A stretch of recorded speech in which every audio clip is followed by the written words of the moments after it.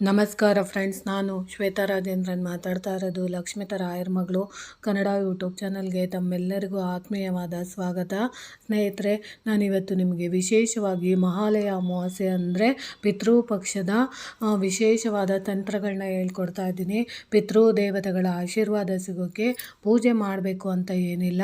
ಅಕಸ್ಮಾತ್ ಪೂಜೆ ಮಾಡೋದಕ್ಕೆ ನಾನಾ ರೀತಿಯ ಕಾರಣಗಳಿಂದ ಸಮಸ್ಯೆಗಳಿದ್ದು ಪೂಜೆನ ಮಾಡೋಕ್ಕಾಗಲಿಲ್ಲದವರು ಪಿತೃದೇವತೆಗಳ ಆಶೀರ್ವಾದ ಪಡಿಬೇಕು ಅಂತ ಅಂದರೆ ನೀವು ಯಾವ್ಯಾವ ಪುಟ್ಟ ತಂತ್ರಗಳನ್ನ ಮಾಡ್ಕೊಬೋದು ಅನ್ನೋದ್ರ ಬಗ್ಗೆ ನಾನು ನಿಮಗೆ ತಿಳಿಸ್ಕೊಡ್ತೀನಿ. ಸ್ನೇಹಿತರೆ, ಇವತ್ತಿನ ಮಧ್ಯಾಹ್ನ ನೀವು ಅಡುಗೆ ಮಾಡಿದಂತಹ ಆಹಾರದ ಯಾವುದೇ ಇರ್ಬೋದು, ಇವತ್ತಿನ ಸಂಜೆ ತನಕ ನೀವು ಎಂಜಿಲು ಮಾಡಬಾರ್ದು.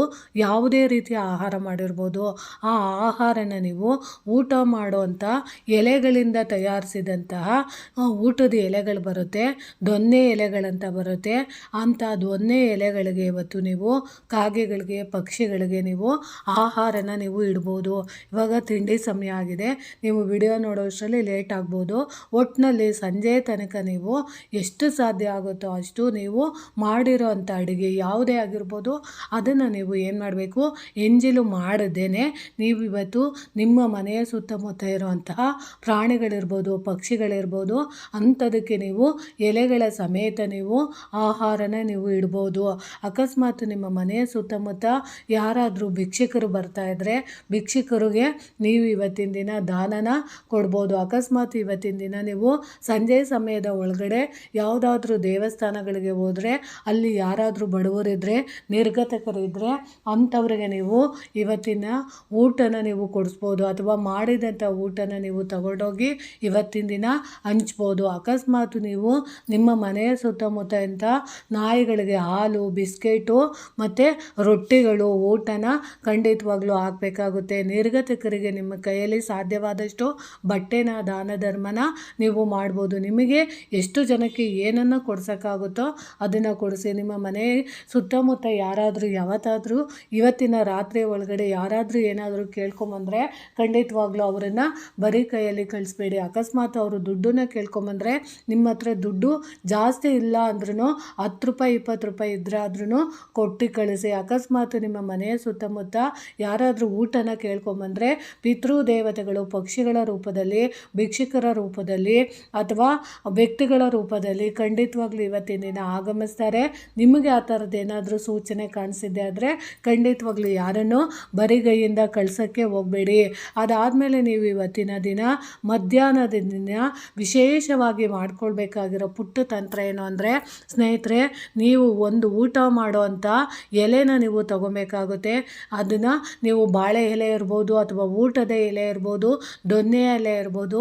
ಅದಕ್ಕೆ ನೀವು ಏನು ಮಾಡಬೇಕು ಅಂದರೆ, ನಿಮ್ಮ ಮನೆಯಲ್ಲಿ ಯಾರ್ಯಾರು ಪಿತೃದೇವತೆಗಳು ಹೋಗಿದ್ದಾರೋ ಅವರ ಹೆಸರನ್ನು ನೀವು ಹೇಳ್ಬಿಟ್ಟು ಇವತ್ತಿನ ರಾತ್ರಿ ತನಕ ಸಮಯ ಇರುತ್ತೆ. ಅಕಸ್ಮಾತು ಮಧ್ಯಾಹ್ನ ನೋಡಿದಂಥವ್ರು ವಿಡಿಯೋನ ಅಕಸ್ಮಾತ್ ಅದು ವಿಡಿಯೋ ನೋಡಿ ಲೇಟ್ ಆಗಿರೋರು ಕೂಡ ರಾತ್ರಿ ಕೂಡ ನೀವು ಮಾಡ್ಕೊಬೋದು.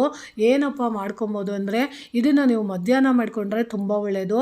ಅಕಸ್ಮಾತ್ ನಿಮಗೆ ಸಮಯ ಇಲ್ಲ ಅಂದರೆ ರಾತ್ರಿ ಕೂಡ ನೀವು ಮಾಡ್ಕೊಬೋದು. ಬಾಳೆ ಎಲೆ ಇರ್ಬೋದು, ಊಟದ ಎಲೆ ಇರ್ಬೋದು, ಅಂಥ ಎಲೆಗೆ ನೀವು ಇವತ್ತಿನ ದಿನ ನಿಮ್ಮ ಮನೆಯಲ್ಲಿ ಅನ್ನನ ಮಾಡಬೇಕಾಗುತ್ತೆ.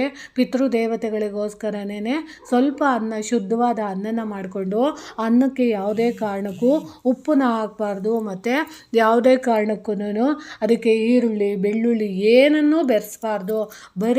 ಬರೀ ಪ್ಲೈನ್ ರೈಸ್, ಅನ್ನ ಮಾತ್ರ ಇರಬೇಕು. ಆ ಅನ್ನನ ನೀವು ಬಾಳೆ ಎಲೆ ಮೇಲೆ, ಇಲ್ಲಾಂದರೆ ಒಂದು ಎಲೆಯ ಮೇಲೆ ನೀವು ಎಷ್ಟು ಆಗುತ್ತೋ, ನಿಮಗೆ ಎಷ್ಟು ಇಡಬೇಕು ಅನಿಸುತ್ತೋ ಅಷ್ಟು ಅನ್ನನ ಸ್ವಲ್ಪ ಹಾಕಿ ಅದನ್ನು ನೀವು ನಿಮ್ಮ ಮನೆಯ ಟೆರೇಸ್ ಮೇಲೆ ಇಟ್ಟು, ನಿಮ್ಮ ಪಿತೃದೇವತೆಗಳು ಯಾರ್ಯಾರು ಹೋಗಿದ್ದಾರೋ ಅವರ ಹೆಸರುಗಳನ್ನು ಹೇಳಿ ನೀವು ನಿಮ್ಮ ಮನೆಯ ಟೆರೇಸ್ ಮೇಲೆ ನೀವು ಜಾಗ ಇದ್ದರೆ ಅಲ್ಲಿ ಇಡ್ಬೋದು.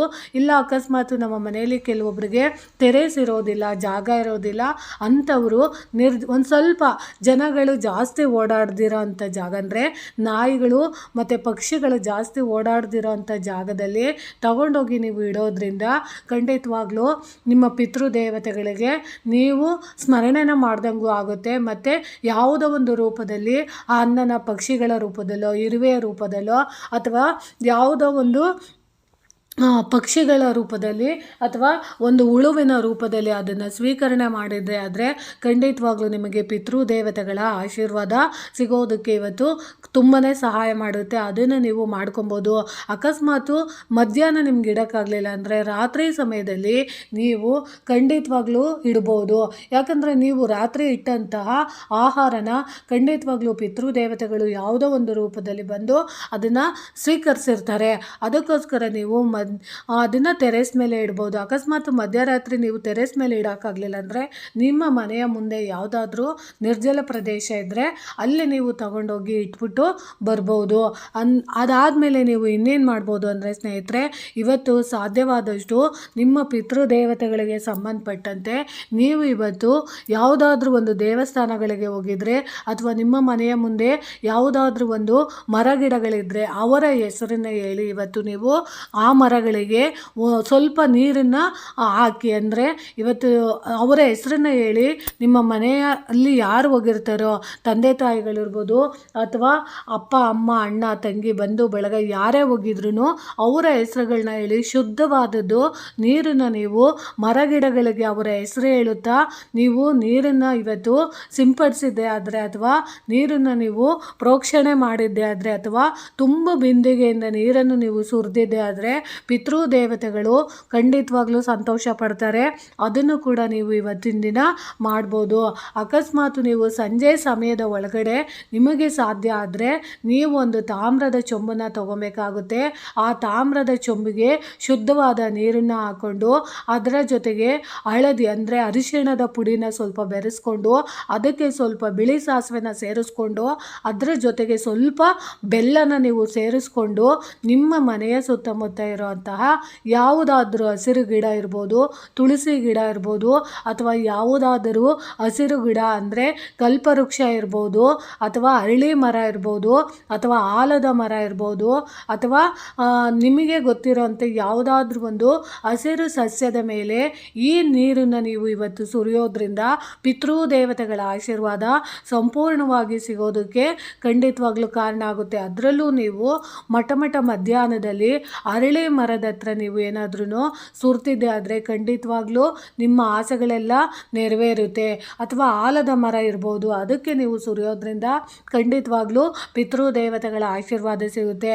ಅದಕ್ಕೆ ನಾನು ಹೇಳಿದ್ದು, ಅಕಸ್ಮಾತು ಅದೆಲ್ಲ ದೂರ ಇದೆ ಹೋಗೋಕ್ಕಾಗಲ್ಲ ಅನ್ನೋರು ನಿಮ್ಮ ಮನೆಯ ಮುಂದೆ ಇರುವಂತಹ ತೆಂಗಿನ ಮರ ಇರ್ಬೋದು, ತುಳಸಿಯ ಗಿಡ ಇರ್ಬೋದು, ಅಂತಹ ಗಿಡಗಳಿಗೆ ಇವತ್ತಿನ ದಿನ ನೀವು ಪಿತೃದೇವತೆಗಳ ಹೆಸರುಗಳನ್ನು ಹೇಳ್ಕೊಂಡು ಆ ನೀರನ್ನು ನೀವು ಸುರಿಯೋದ್ರಿಂದ ಖಂಡಿತವಾಗ್ಲೂ ನಿಮ್ಮ ಮನೆಯಲ್ಲಿ ಪಿತೃದೇವತೆಗಳ ಆಶೀರ್ವಾದ ಸಿಗೋದಕ್ಕೆ ಇದು ಸಹಾಯ ಮಾಡುತ್ತೆ.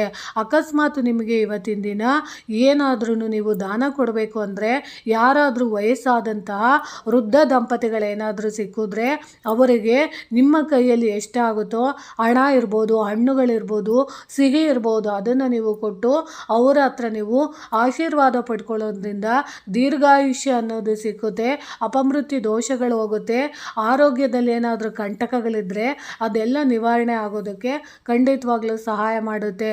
ನೋಡಿ ಸ್ನೇಹಿತರೆ, ಸರಳವಾದ ಪದ್ಧತಿಗಳನ್ನ ನಾನು ನಿಮಗೆ ತಿಳಿಸ್ಕೊಟ್ಟಿದ್ದೀನಿ. ಖಂಡಿತವಾಗ್ಲೂ ಇದರಲ್ಲಿ ಯಾವುದು ನಿಮಗೆ ಅನುಕೂಲ ಆಗುತ್ತೋ ಅದನ್ನು ಖಂಡಿತವಾಗ್ಲೂ ಒಂದನ್ನಾದರೂ ಮಾಡಿ. ಯಾಕಂದರೆ ಇವತ್ತು ನಾವು ಪಿತೃದೇವತೆಗಳ ಆಶೀರ್ವಾದ ಈ ಒಂದು ದಿನ ಪಡ್ಕೊಂಡಿದ್ದೆ ಆದರೆ ವರ್ಷ ಪೂರ್ತಿ ನಮ್ಮ ಆರೋಗ್ಯ ಆಯಸ್ಸು ಅನ್ನೋದು ಚೆನ್ನಾಗಿರುತ್ತೆ. ಮತ್ತು ನಮ್ಮ ಮನೆಯಲ್ಲಿ ಸಂಪತ್ತು ಅಭಿವೃದ್ಧಿ ಆಗೋದಕ್ಕೆ, ವಂಶಾಭಿವೃದ್ಧಿ ಆಗೋದಕ್ಕೆ, ಹಿಡಿದಂಥ ಕೆಲಸ ಕಾರ್ಯಗಳಲ್ಲಿ ನಾವು ಜಯ ಗಳಿಸೋದಕ್ಕೆ ಖಂಡಿತವಾಗ್ಲೂ ಈ ಪಿತೃದೇವತೆಗಳು ಸಹಾಯ ಮಾಡ್ತಾರೆ. ಅದಕ್ಕೋಸ್ಕರ ನೀವು ಖಂಡಿತವಾಗ್ಲೂ ನಿಮಗೆ ಮಾಡಬೇಕು ಅನ್ನೋ ಇಚ್ಛೆ ಇದ್ದರೆ ಮಾಡ್ಕೊಳ್ಳಿ. ಇಲ್ಲಾಂದರೆ ಇಲ್ಲಿ ಯಾವುದೇ ರೀತಿ ಬಲವಂತ ಇಲ್ಲ ಸ್ನೇಹಿತರೆ. ನನಗೆ ಗೊತ್ತಿರೋ ಅಷ್ಟು ಮಾಹಿತಿನ ನಾನು ತಿಳಿಸಿದ್ದೀನಿ. ಪ್ರೀತಿಯ ಧನ್ಯವಾದಗಳು ಸ್ನೇಹಿತರೆ.